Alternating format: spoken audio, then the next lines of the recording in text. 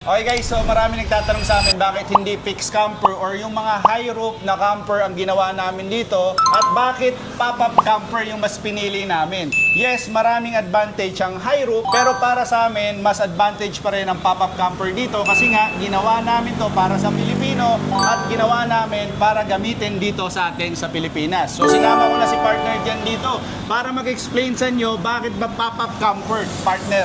Yeah, una, siyempre sa Pinoy, yung height limit natin. Yes. Kasi sa lugar natin, maraming mga wires cable dyan, mga trees na pwede mong masagi along the way. Then pangalawa, yung weight ng ating camper. Yun yung one of the reason bakit ginawa nating pop-up para ma-lessen natin yung weight.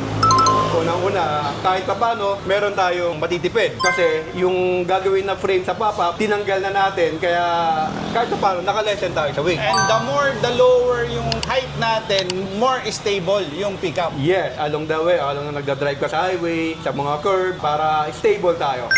Also, yung natin, diesel consumption natin. Kasi the lower yung pickup natin, lower ang wind resistance. So, lessen ang pagka may mga crosswind sa highway, lessen yung fuel consumption mo. Saka sariling design, sariling idea, gawang Pinoy. Eto, partner, palaki contribution ko dito, yung design. Kasi, ang gusto namin dito sa pop-up camper, yung pickup mo, guwapo pa rin, mayabang pa rin tingnan, macho tingnan pa rin. Saka in-automate natin yung pop-up natin. in-automate natin. So again, this is Mio. And I'm Jen. And we are the Pop-Up Campers PH.